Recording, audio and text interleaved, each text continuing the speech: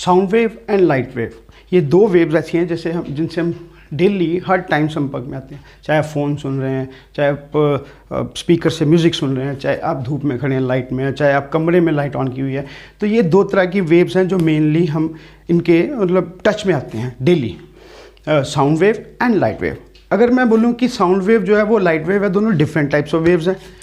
जो light wave है वो इलेक्ट्रोमैग्नेटिक रेडिएशन है और साउंड वेव जो इलेक्ट्रोमैग्नेटिक रेडिएशन नहीं है। तो इसका मतलब हमें पहले पढ़ना पड़ेगा कि इलेक्ट्रोमैग्नेटिक रेडिएशंस क्या होती हैं और वेव की प्रॉपर्टीज़ क्या होती हैं। तो आज की वीडियो में हम क्या पढ़ेंगे कि इलेक्ट्रोमैग्नेटिक रेडिएशंस क्या हैं और सिंपल वेव जो आती है उसकी प्रॉपर्टीज़ क्या है, जैसे velocity, frequency, wavelength and all that properties, वो हम पढ़ेंगे।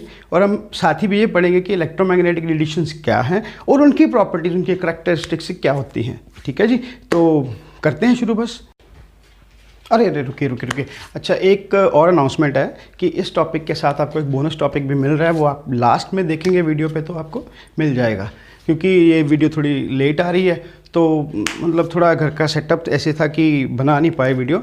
अगर आप बोलेंगे तो मैं आपका अपना या मेरा जो टूर है कमरे का वो कराऊंगा जहाँ पे हम रिकॉर्डिंग करते हैं। अगर आप जानना चाहते हैं तो कमेंट में लिखिएगा, ठीक है। तब तक आप सब्सक्राइब करिए, लाइक करिए और फिर वीडियो शुरू हो रही है आपके सामने।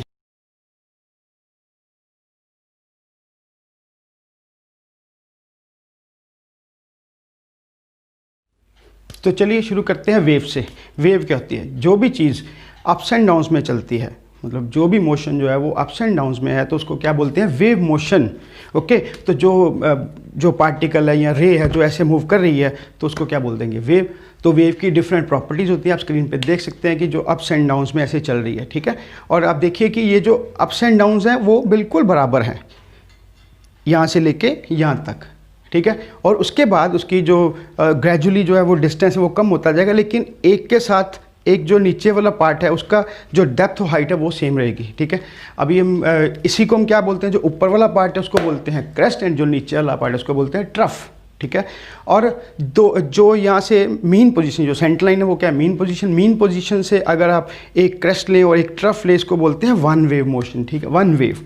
ओके, तो वन वेव की ज़रूरत क्यों पड़ेगी? क्योंकि फ्रीक्वेंसी से रिलेटेड है ये, ठीक है। तो इसको बोलते हैं वन वेव, और ये जो वन वेव का डिस्टेंस है इसको क्या बोलते हैं? वेवलेंथ, यानी length of the one wave. Okay, ये वन वेव है और length of one wave is wavelength simply. But अगर आप डेफिनेशन देना चाहेंगे तो वेवलेंथ की डेफिनेशन क्या हो जाएगी? It is the distance between two adjacent crest और टू एडजेसेंट ट्रफ्स। वही बात हो जाएगी कि length of wave is wavelength. It is denoted by lambda, ठीक है जी। उल्टा वाई जो करते हैं उसको क्या बोलते हैं? लैम्डा।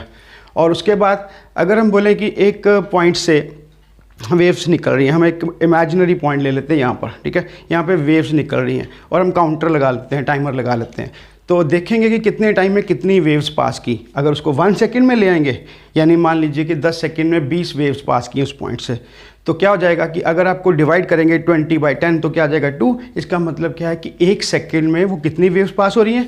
2। तो इसका मतलब फ्रीक्वेंसी क्या हो गई? 2। यानी फ्रीक्वेंसी क्या है? It is the number of waves passing through a point in 1 second, यानी कि साइकिल्स, अगर साइकिल बोलें तो साइकिल्स पर सेकेंड या वेव्स पर सेकेंड। और इसको मापते किस में? हार्ट्स में। HZ उसका सिंबल है, हार्ट्स। या सेकेंड इनवर्स भी बोल सकते हैं उसको, साइकिल पर सेकेंड भी बोल सकते हैं, ऐसे इसके यूनिट्स हैं। क्लियर? और जो वेवलेंथ है उसका यूनिट क्या था? वो लेंथ है। इट मीन्स उसका यूनिट क्या हो जाएगा? मीटर, नैनोमीटर, एंगस्ट्रॉम, पिकोमीटर, यानी कि छोटे यूनिट्स बहुत सारे। उसके बाद अगर हम देखें कि उसी पॉइंट से वेव जो निकल रही है कितनी स्पीड से निकल रही है, तो नेचुरली वो क्या आ जाएगा? स्पीड ऑफ द वेव या वेलोसिटी ऑफ द वेव, ठीक है। और ये तीनों खुद में जुड़े हुए हैं, वेलोसिटी, फ्रीक्वेंसी एंड वेवलेंथ। तो फॉर्मूला क्या हो जाएगा? वो आपकी स्क्रीन पे आ रहा है कि जो वेवलेंथ और frequency they are inversely proportional, और प्रोपोर्शनल साइन हटाते हैं तो कांस्टेंट v लग जाएगा। तो क्या बन जाएगा? वो nu is equal to c/λ। Nu किसका सिंबल है? फ्रीक्वेंसी का। ओके, तो इसके बाद नेक्स्ट आता है एम्पलीट्यूड। एम्पलीट्यूड क्या होता है? एक तरह का उसकी वैल्यू वेव की कि वो कितना ट्रैवल कर सकती है, यानी कितना ज़्यादा दूर जा सकती है। तो वो क्या है कि मीन पोजीशन से क्रेस्ट की दूरी या मीन पोजीशन से ट्रफ की दूरी, that is called amplitude. Amplitude is defined as the distance between the crest and the mean position और the distance between the mean position and the trough, that is called amplitude. जितना ज़्यादा amplitude होगा उतनी ही दूर wave वो travel करेगी। Okay, ये थी वेव की कुछ प्रॉपर्टीज़। तो नेक्स्ट टॉपिक क्या चलेगा? Electromagnetic radiations. ठीक। हाँ जी, तो नेक्स्ट है इलेक्ट्रोमैग्नेटिक रेडिएशंस। पहले तो हम पढ़ेंगे कि इसकी डेफिनेशन क्या है, what are electromagnetic radiations. Okay, तो स्टार्ट करते हैं डेफिनेशन से।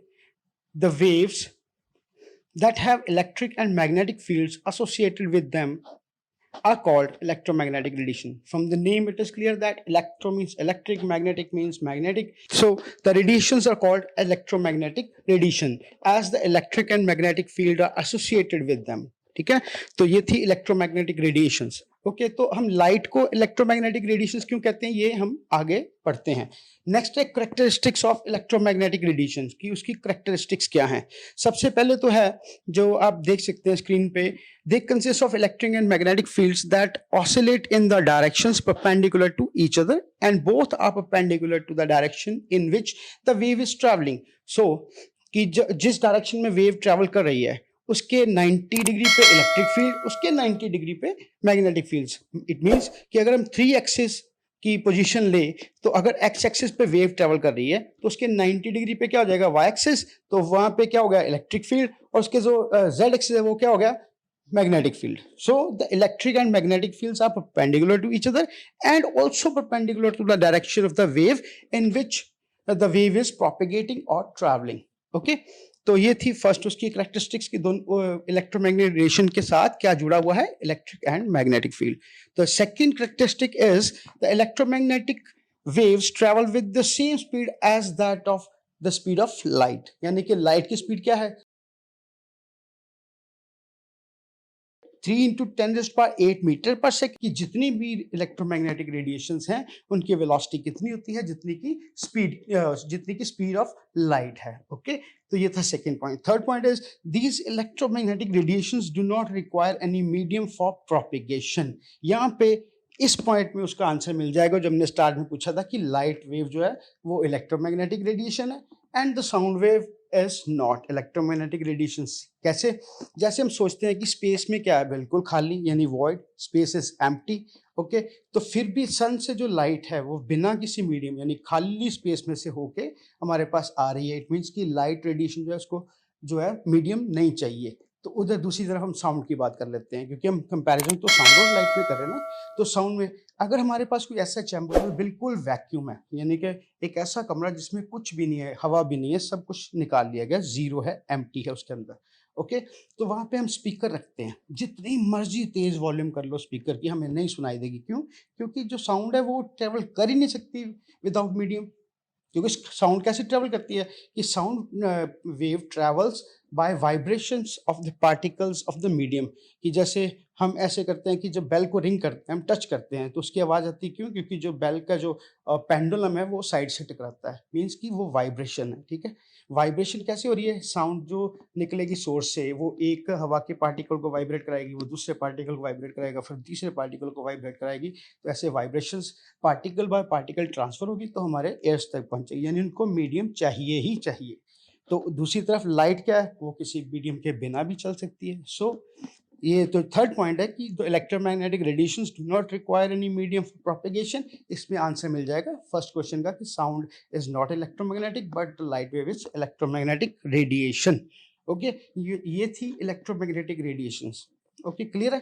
तो मैं यहाँ पे समअप करता हूँ कि स्टार्टिंग में हमने इन दोनों की इंट्रोडक्शन दी, फिर हमने वेव की प्रॉपर्टीज पढ़ी और उसके बाद हमने इलेक्ट्रोमैग्नेटिक रेडिएशन की डेफिनेशन विद इट्स प्रॉपर्टीज पढ़ लिया है।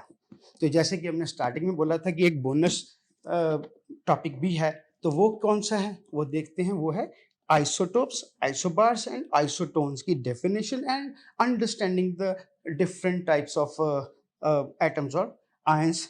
क्लियर, ये इसका बोनस पॉइंट था। और आगे इसकी जो डिटेल्स है वो जिस वीडियो में है उसकी डिस्क्रिप्शन में मैंने आपको लिंक दे रहा हूँ, आप डिस्क्रिप्शन में जाके उसका लिंक क्लिक करिए और आप वहाँ पे पहुँच जाएंगे। कहाँ पे? आइसोटोप्स के पास।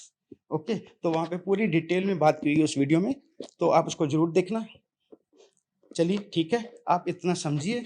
अगर आपको कोई प्रॉब्लम आ रही है तो आप कमेंट में लिख सकते हैं। और लास्ट में जाते जाते वही बात कि अगर आपको जो कंटेंट अच्छा लगा और मेरा स्टाइल भी अच्छा लगा है तो सब्सक्राइब करिए चैनल को और इस वीडियो को लाइक करिए। और अगर आप कोई और वीडियो मतलब किसी टॉपिक में वीडियो देखना चाहते हैं तो आप मेरे को कमेंट में लिख सकते हैं, मैं वो पहले बना दूंगा।